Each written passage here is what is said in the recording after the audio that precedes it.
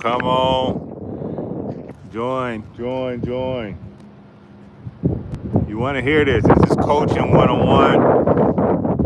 Huddle up. It's time to talk ball. It's time to talk some football. It's time to get into the fundamentals. We're not beating around the bush. We're going straight to the point.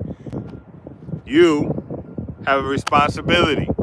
You, yes, yes, have a responsibility to teach and implement the right information to your players. I got 10 minutes to give you all I got as a coach so you can pass it down to your players and ultimately see them win in life. You want to see your players win in life, correct?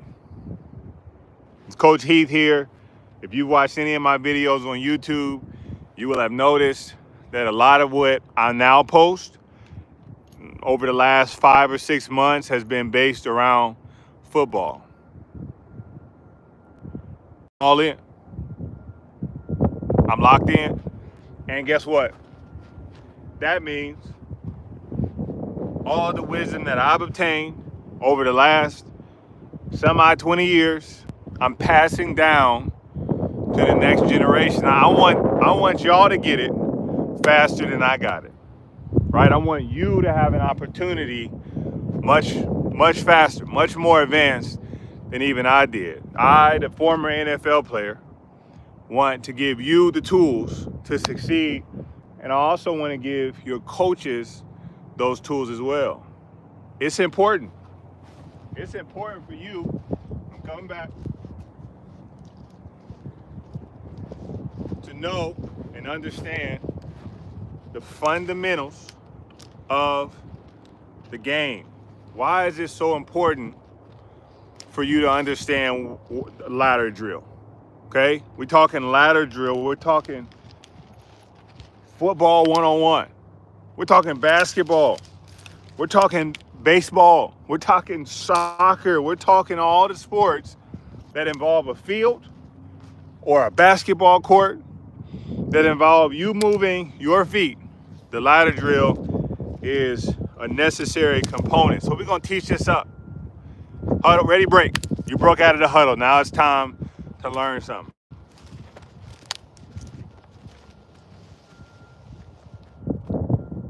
Here we have a ladder. Yes, we have a ladder.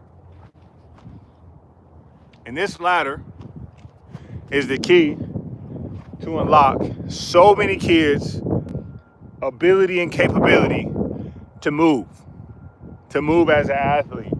So many things can happen on this ladder. Why? Because with this ladder, you're able to teach a soccer player how to move laterally. On this ladder, you're able to show a football player why it's important to make sure that they can change directions in a moment's notice.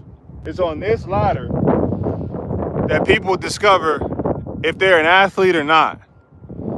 It's on this ladder that you're going to train the player to have a better sense of themselves. So many things come from this ladder. So I want to talk about some don'ts. What are some don'ts about my ladder? Coach Heath here talking to you as a player. What are things you're not supposed to do on the ladder? Number one thing, don't hit my ladder. Don't hit my ladder. Listen, accountability starts with the coach. I'm going to say that again. Probably one of the most important things you'll hear me say. Accountability as coach and player relationship starts with the coach. I typically demonstrate everything because I'm a visual learner. So I would imagine most kids probably are a visual learner as well as they like the instructions verbally as well. Okay? So as I'm giving these instructions and I'm here with it and I'm walking through 1 foot in and I hit the ladder, guess what? That's on coach. I'm gonna show you what it means to correct your steps. I'm gonna take a moment to give them 5 push-ups. Oh, that's 5 for Coach Heath. 1, 2, 3, 4, 5. So we 5 push-ups every time we hit that ladder. Now, of course, the kid, as he's playing in the game, he's not gonna do that, or he's doing the ladder drill, he's not gonna do that every time, right? But I'm gonna expect him to get his 5 push-ups in when he has time, even if it's at the end of the practice. Those 5 push-ups, they matter. They add up. They add up both in the sense that they'll remember it, but also they're gonna feel the pain, right? Correction is essential, and people don't like correction, especially in our day and age. Nobody wants to be corrected. We got a bunch of prima donnas running around, and I'm gonna just tell you, it's gonna cost so many people. And I'm not talking costing money. That's gonna cost character flaws. That's gonna cost issues in homes. That's gonna cost people's livelihood. People are depending on us to have an ownership to our actions. You hit that ladder, you got 5. What's another don't with the ladder? Another don't is, don't rush it. Don't rush it. It's the ladder drill. We're all learning how to do the ladder drill. I'll tell the kids, whether I'm coaching a 4-year-old or a 14-year-old, I'll tell them, I say, it took Coach Heath about 10 years to get to a place that he felt comfortable doing different drills on the ladder. It took him 10 years to feel comfortable doing 2 feet in. 2 feet in, let alone the icky shuffle. 2 feet in, right? It took Coach Heath a long time to get to this place, to be able to do that. And so don't feel bad if you got to slow down. That's totally fine to have to slow it down. I know you might feel that pressure of your teammates behind you, and that is all the more reason why it's important for us to take what we learn here and apply it to homework. That's a coach's greatest job. Hey, if you didn't do it right in practice, chances are you need to practice after practice. Because if you practice after practice and then you get back to practice, you won't be slowing everybody down. Repetition is crucial.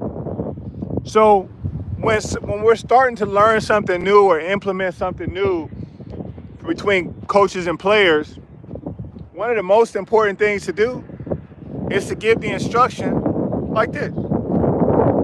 Hey, I know we're about to start this drill, but I need you to slow it down a little bit. This is the first time we're going over this drill, and because of that, I know we're gonna have some people make some mistakes. I'd rather you get it right. Check this out. Do it right so you can do it light. Because if you do it wrong, you're gonna do it long. And you don't want to have to go through that all over again, redo it, to have 30 push-ups, so you may as well do it right the first time and walk through it. Now, you're gonna make mistakes, sure, but the mistakes don't have to be catastrophic. You done rushed through it so much, the whole ladder is flipped over on the other field. Now that slows the drill down minute 20.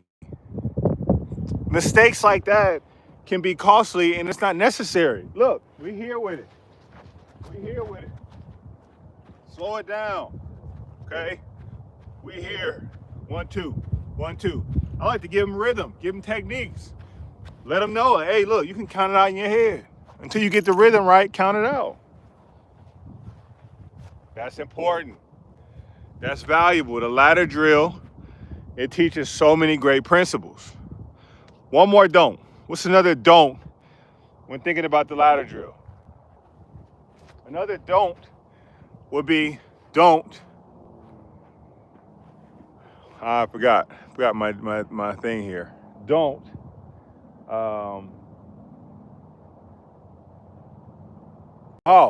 Another don't is don't lack effort. Listen, there's going to be a time when you're doing the ladder drill and you're just not fast enough. But get something out of it. Get some conditioning out of it. Get a little bit of extra oomph out of it, okay? So if I'm here with it, and I'm doing the ladder, and I'm slow with it, I'm slow down, slow down, slow down. At the very end, let's pick it up. Let's take off. Let's take off. Give me 5 yards. Give me 10-yard burst.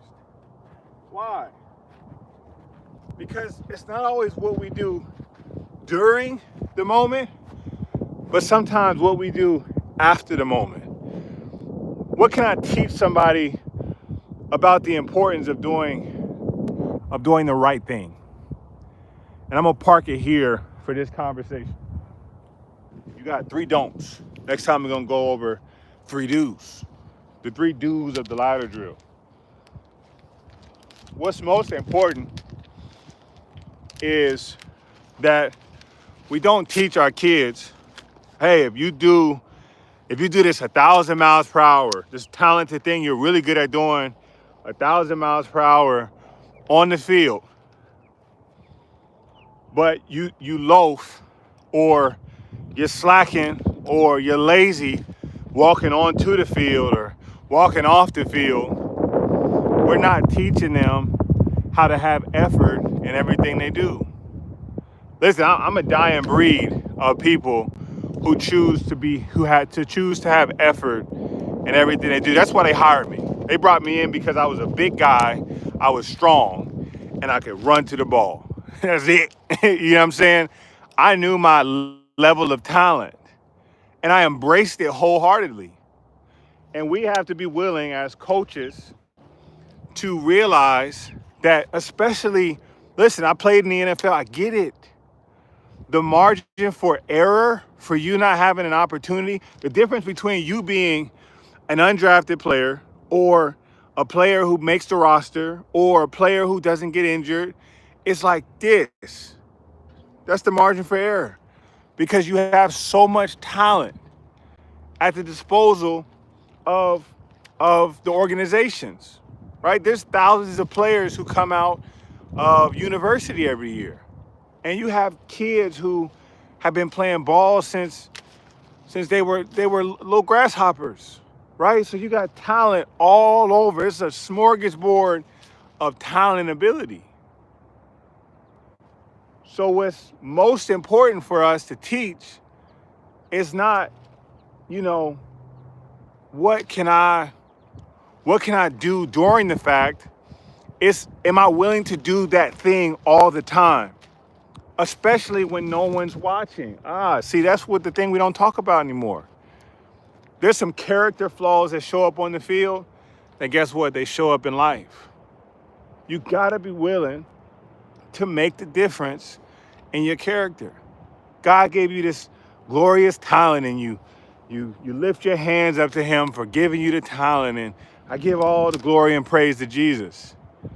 But then we get off the field, and guess what? We acting the fool. We don't care.